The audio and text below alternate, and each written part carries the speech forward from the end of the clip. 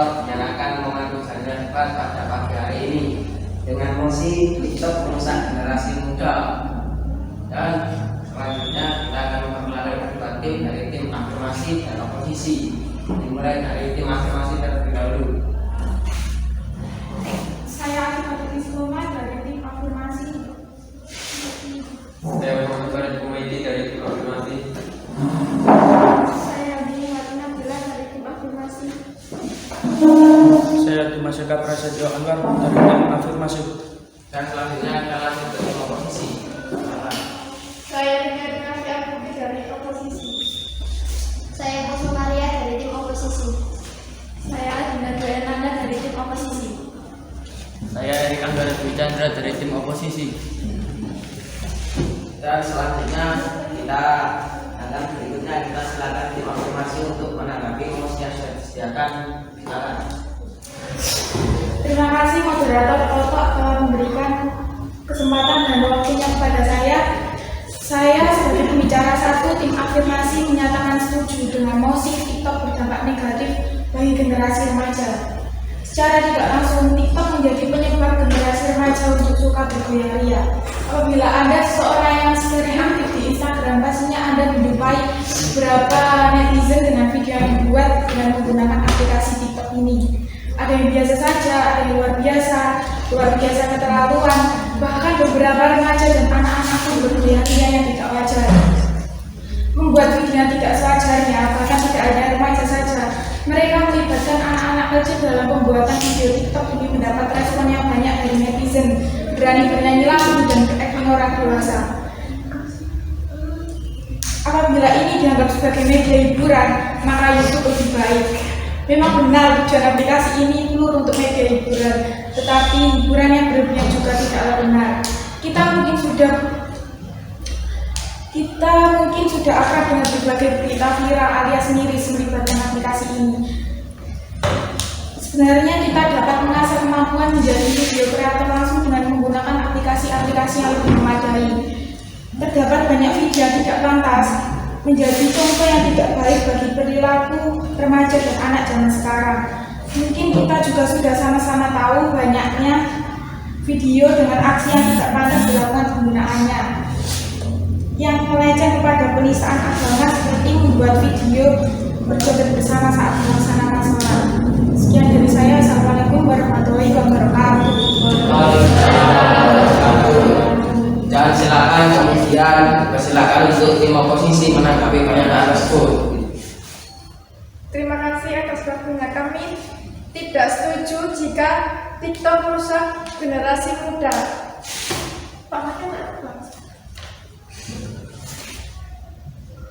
Muda karena memang TikTok ada sisi negatifnya, tapi banyak juga sisi positifnya. Nyatanya penyebab rusaknya generasi muda saat ini adalah kurang kasih sayang dan perhatian dari kedua orang tua dan pengaruh lingkungan pergaulan yang kurang tepat. TikTok dari sisi positifnya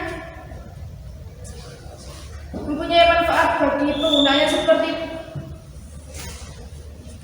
bisnis di TikTok juga banyak sekali konten kreator yang saling memberikan kompensasi barang, makanan dan lain-lain. Terus juga bisa menjadi hiburan pengasah kemampuan dan lain-lain. Sekian. Assalamualaikum warahmatullahi wabarakatuh. Oke, berikut tangan untuk teman kita.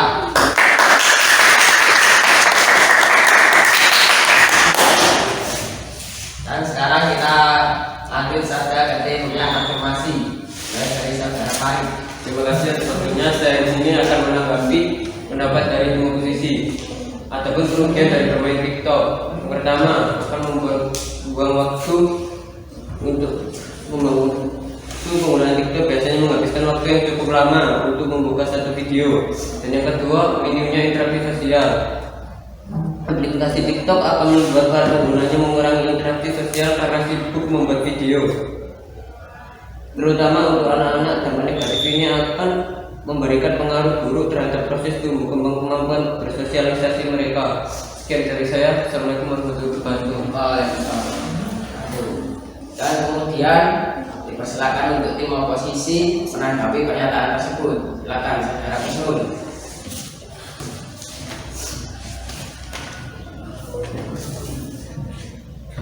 Ada lain? Pada aplikasi TikTok juga terdapat konten untuk belajar. Konten tersebut memberi dampak positif kepada para remaja yang masih sekolah, apalagi saat pandemi seperti ini. Mereka harus belajar dari rumah dan tidak bisa leluasa bertanya kepada guru. Keberadaan konten pembelajaran juga membantu mereka yang kurang memahami pelajaran dari gurunya. Banyak juga para pelajar yang merasakan manfaat konten positif di TikTok, seperti Anissa Mislia, seorang mahasiswa dari Universitas Muhammadiyah Jakarta. Menurut beliau, aplikasi TikTok berdampak positif sesuai dengan apa yang mereka cari di sana. Jika mereka mencari konten tentang motivasi, pembelajaran, dan ceramah, maka mereka akan terus mendapatkan konten-konten yang positif dan dapat menghindarkan diri dari konten yang berdampak negatif. Pada intinya, apabila para remaja di Indonesia bisa mengatur dan mempertahankan konten yang membawa dampak negatif, seperti pornografi, tidak akan muncul di beranda TikTok. Mereka semua tergantung pada diri mereka sendiri. Bagaimana cara mereka memilih akan menonton konten seperti apa yang didapat menghindarkan diri dari konten negatif, seperti konten pornografi, tindakan kekerasan, dan lain-lain. Maka kita harus melihat konten yang berdampak positif agar beranda kita berisi tentang konten yang berisi berdampak positif. Sekian, terima kasih. Dan selanjutnya evaluasi. Silakan. Aplikasi TikTok juga dapat menimbulkan hoax, gaya bercerita dan informasi yang dibagikan setiap individu dalam aplikasi ini dapat dengan mudah menimbulkan hoax. Karena belum jelas sumber dan keabsahannya yang berakibatkan banyak informasi yang belum diketahui kebenarannya. Dengan itu, anak-anak muda dan anak-anak yang masih di bawah umur dapat dengan mudah percaya dengan berita-berita hoax. Oleh karena itu, TikTok dapat banyak menimbulkan negatif. Karena itu, kita harus dengan teliti mencerna apa yang ada di TikTok. Sekian dari saya. Ya, masih saja lanjut ke tim oposisi. Silakan.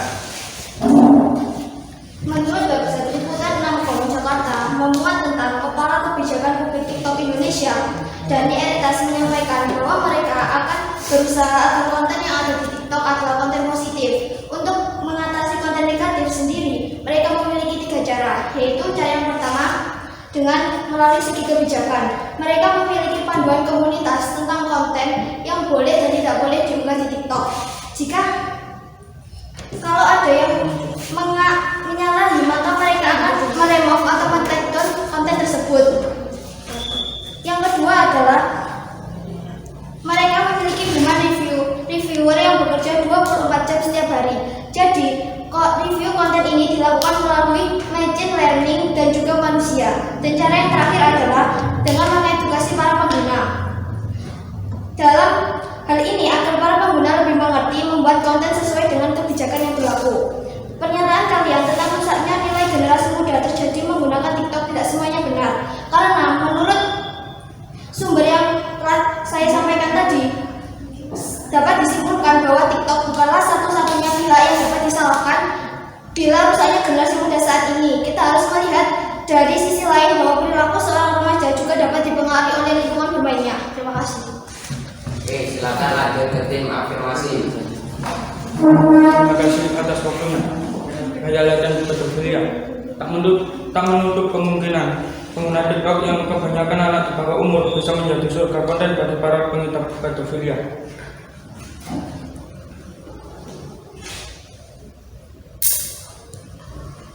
Potensi cyberbullying. Beberapa orang menggunakan aplikasi ini untuk mengolok-olok orang komunitas agama. rasisme hingga body shaming. Sebagai bentuk hiburan, aplikasi TikTok juga digunakan oleh orang-orang sebagai sarana untuk memberdayakan atau memperburuk gambar seseorang atau sekelompok orang. Terima kasih. Selanjutnya untuk tim oposisi. Silakan untuk tim oposisi. Mohon maaf, kita berpendapat yang berbeda dengan kalian. Menurut kami, konten yang di TikTok tidak akan membuat moral remaja rusak.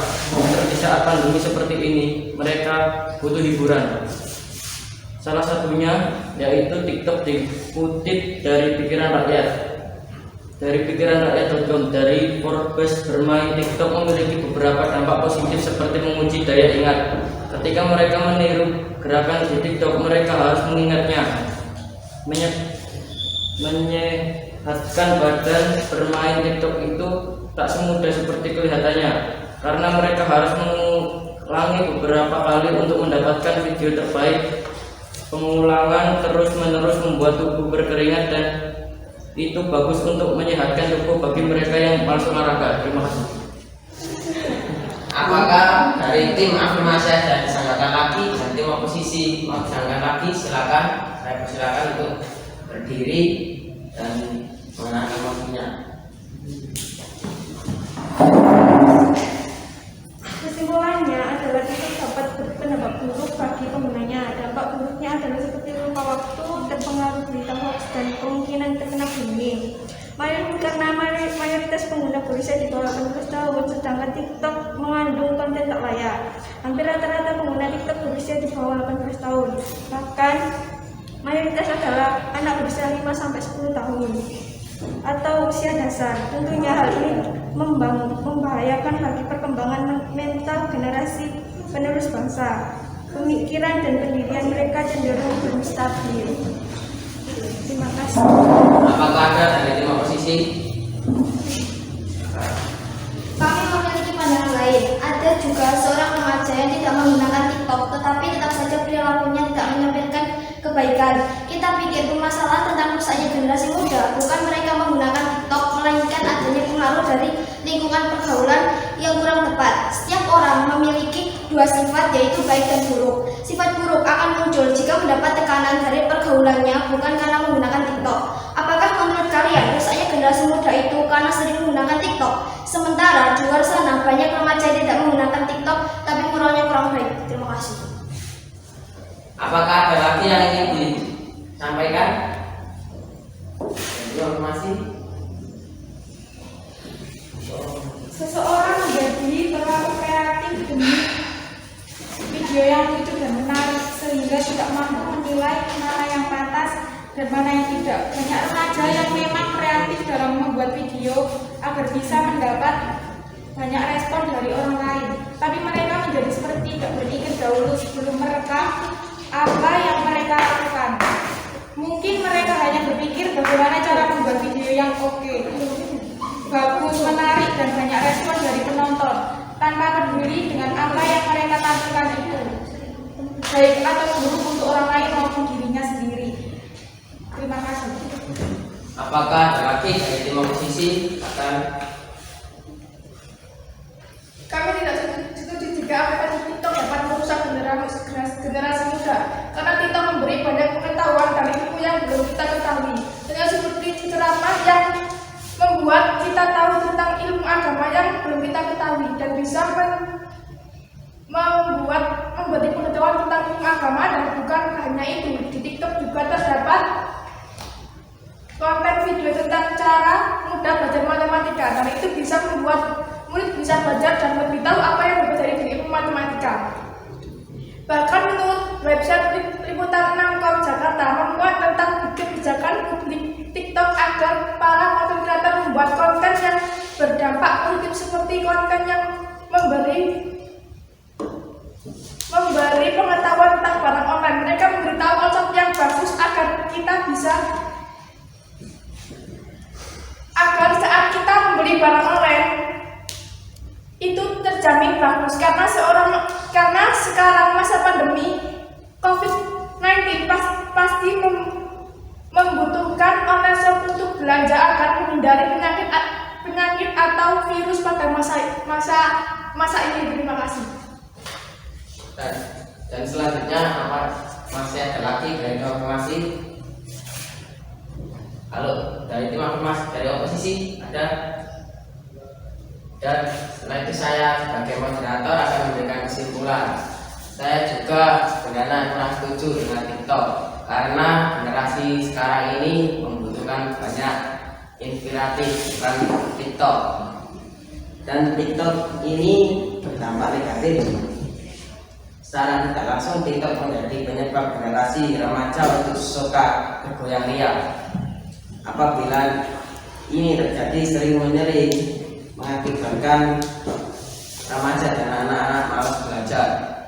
Sekian dari saya, kita tutup debat pada pagi hari ini. Bila ada tutur kata dan kata-kata saya salah mohon dimaklumi. Assalamualaikum warahmatullahi wabarakatuh.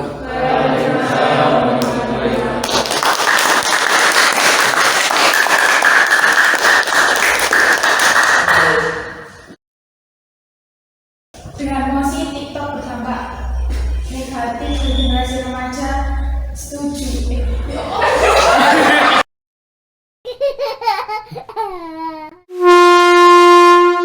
Saya di sini untuk menjelaskan tentang setujunya saya kepada aplikasi TikTok.